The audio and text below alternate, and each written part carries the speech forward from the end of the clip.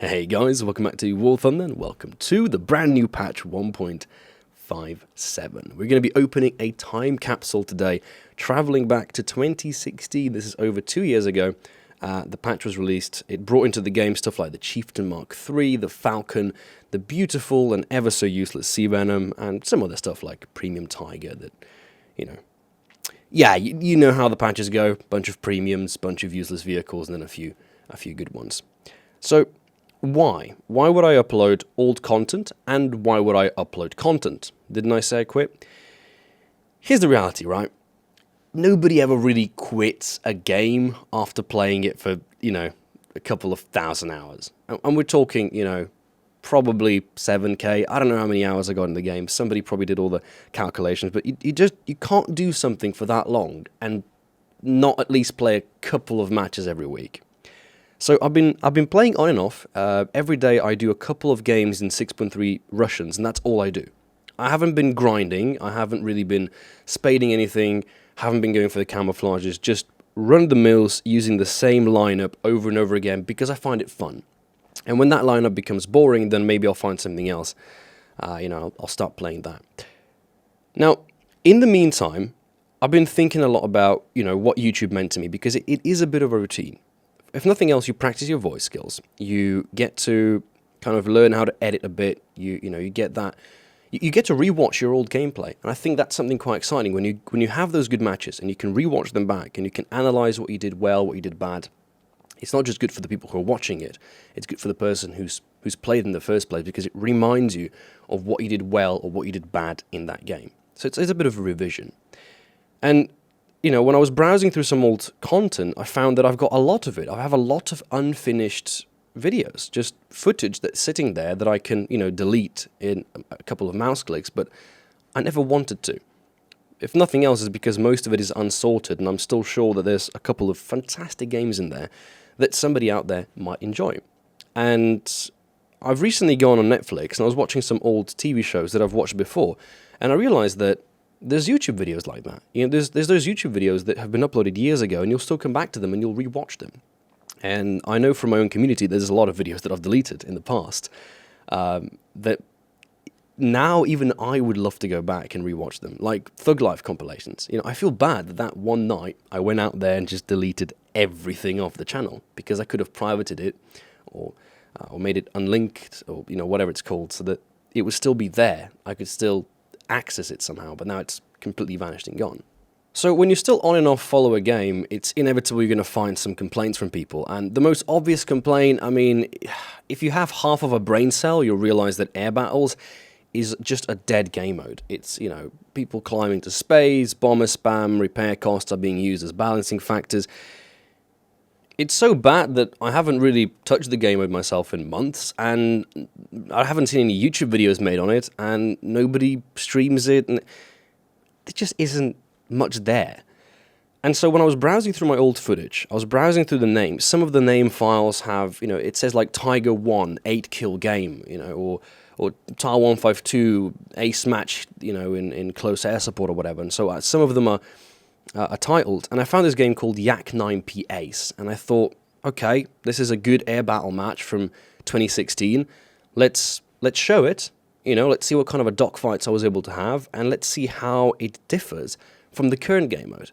So 2 years. Let's see how far Gaijin was able to develop a game mode in 2 years of development.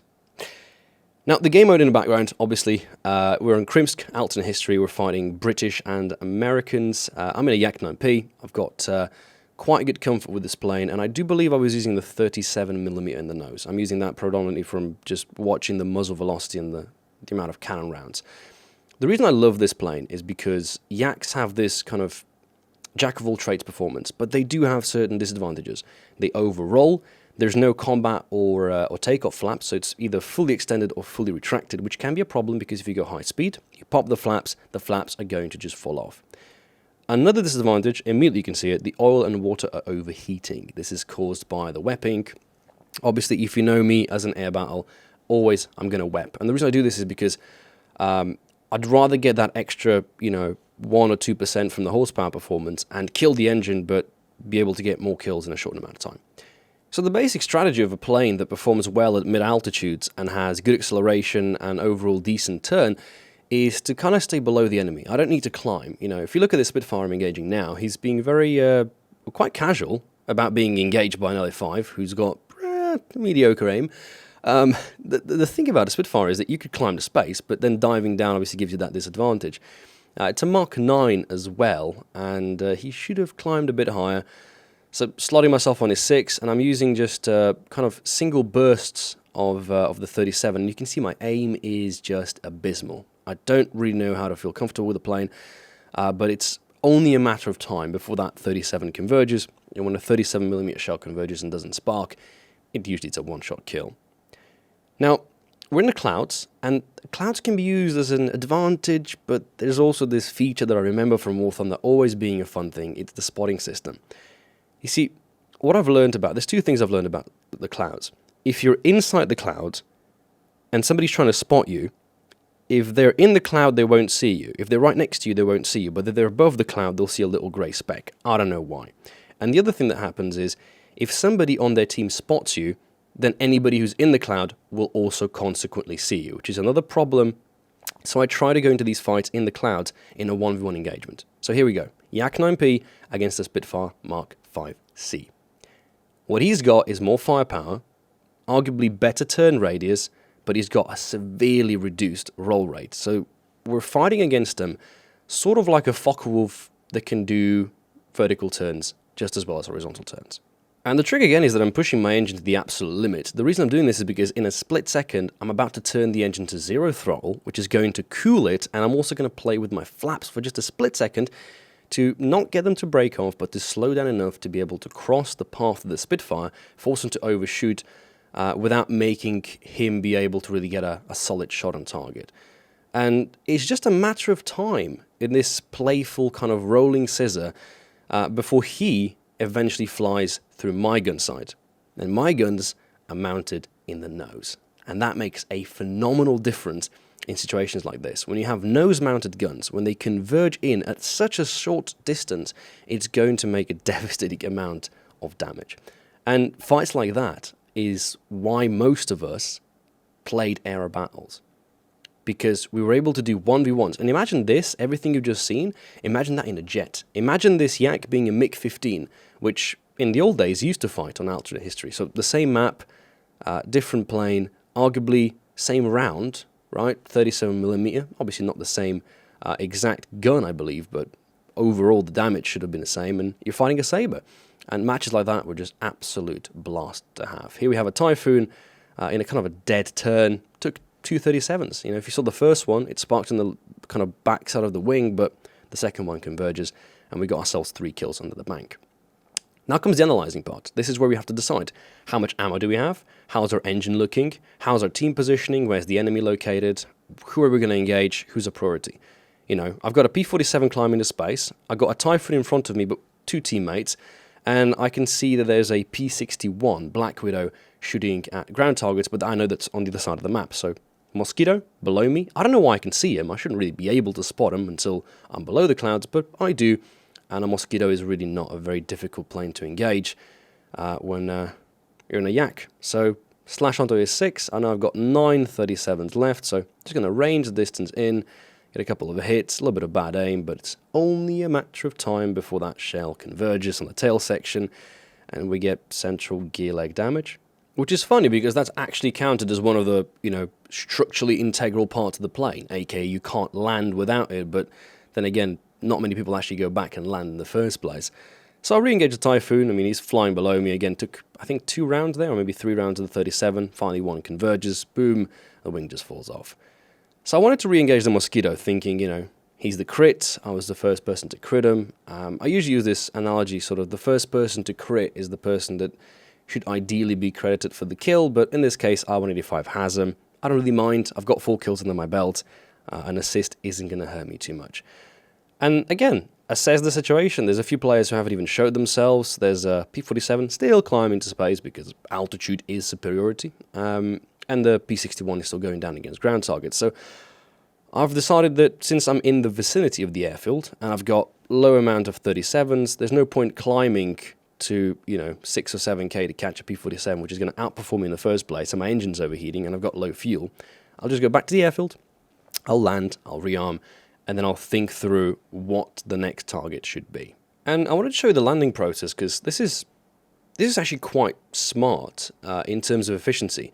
Full flaps, the gear's down, and I want you to count the amount of time that it takes since from the moment that the gear touches down to the point the gear takes back off.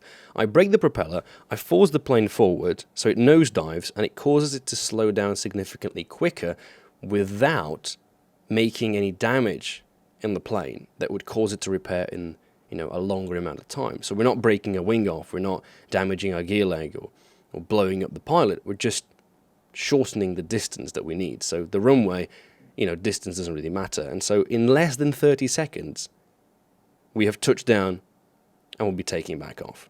And back when I was hardcore playing the game, little things like this can effectively make a difference. If somebody's about to strafe you, you want to get off and on the runway as fast as possible. So it's a little gimmicky, I think, but it's nice to be able to do it, nice to be able to know that this is a possibility. But do keep in mind, certain planes, they like to kind of roll over the kind of the bonnet, if you call the engine bonnet in the front. So stuff like Bearcats can't do it. So you learn as you play the game. So we've now come to the meat of the video, and this is where the rant starts. If you don't like rants, please don't watch this. If you care about air battles, it doesn't really matter. I'm just here to point out what was happening 2 years ago, because anything that's happening now can only be worse, because this game mode in 2 years has not gotten anywhere. So let's analyze. We have our entire team alive, okay? We have planes all over the map. The map is not that small, by the way. We have 3 airfields. There's a lot of space to cover. They have 2 ground pounders and a space climber. The first ground pounder is to my right-hand side. That's the P-61. The second one is a PBJ somewhere in the area of their airfield, which I've spotted when I was going back to my landing. And the last one is obviously still the P-47, who's deciding that altitude is the way to win the game. He has yet to kill a single player. So I'm thinking, right?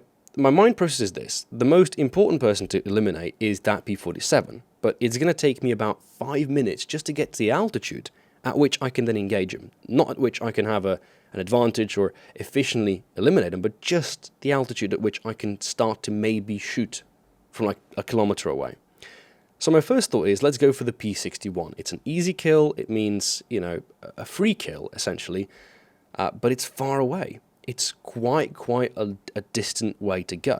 But of course, I'm not the only person with this kind of thinking process. I mean, every player should think like this, which is what's my next priority going to be. And my teammate has now already engaged the P-61. He was at a closer distance. And so there goes another potential kill I could have gotten. And I don't mind not getting the kill. What I mind is having to fly across half of the map in the opposite direction of... I just knocked my light off. It's the distance that you have to cover. It's the time lost, at which you don't actually get to do anything. So I've kind of recircled the map, gotten back to the location that I was first at the airfield. And again, my engine now overheating, I've still to fire a shot, and beautiful clouds, which spread precisely where I'm supposed to be. And then I spot the P-47. This dude went to space and then came all the way down to the ground. Why? Well, because he couldn't kill anyone up there because there wasn't anyone dumb enough to climb. This is the unfortunate reality about fighting Russian teams. They don't have planes that are able to perform at those altitudes. So nobody's going to spend, 5 to 7 minutes climbing to an altitude at which they have a disadvantage. It's just a waste of time. So they're going to stick to low altitude, forcing you to come down. At this point, he's already wasted every shot he had of this game. So I'm hoping maybe he's going to try to turn fight me, maybe he'll go for a head-on, or maybe he'll just kill a AAA and crash. And I think to my own surprise, because I'm looking at this footage right now, I was very, very chilled. Judging from the camera work, I was just kind of observing. I felt like I was flying behind someone, and I wasn't even, about to engage them, because I didn't even fire a single shot since I've rearmed.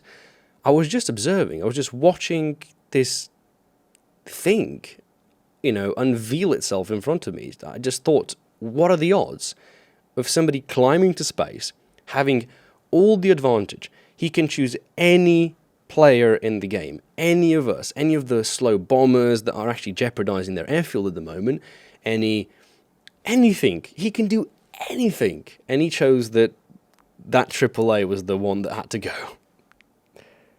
And this is the conclusion part, right? Of course, I can say the reason why this happened is because players are inexperienced. You know, I can just say he's a noob, learn to play. The reality is, if you look at his stats, I'm checking out his arcade stats here. So he does play a lot of arcade tanks, you can see. If I hop over to realistic battles, you're going to see that he does actually have a marginal amount of matches, but not nearly enough to be able to really stand out from the crowd. Player is a part of the problem, right? I have to say that because it's a pure fact.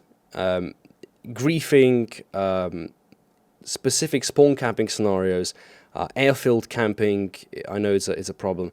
These things, they're known. You know, that's a player griefing, causing damage to the overall structure of the game mode. But let me remind you, the game mode has not changed. Air battles have not changed since the introduction of air battles, which is when War Thunder first came out 5.5 years ago. I've seen many things get adjusted. I've seen these bombing targets get added. I've seen pillboxes get moved left, right, center. I've seen gun performance get nerfed. I've seen repair costs go up. I've seen new camouflages and planes being added. I've seen bomber spam. I've seen reduced damage models. But the game mode has not actually changed, because nothing has been done to the game mode in itself. What they've really managed to do in air battles is they've managed to make AAA overpowered, make airfields too small and in wrong locations, add new maps which are just copy-pastes of existing ground forces maps with poorly positioned ground units. They've managed to reduce the overall player base skill to a grinding pulp because nobody actually plays it anymore. And so when you mix all this together and you add the OG problem, the one that existed since day one, sparks, aka ping and latency problem that's never really been properly addressed. You know, they've talked about I think in November they talked about these netcode fixes, which is quite smart actually. You know, you make a dev blog talking about how things have been fixed, you imply a placebo effect, but nothing really ever happens. It's quite smart. I like it. And so I think the correct answer that most of us are looking for when it comes to describing the game mode 2 years ago and comparing it to the game mode today, air battles used to be pretty bad. Because now it's just absolute dog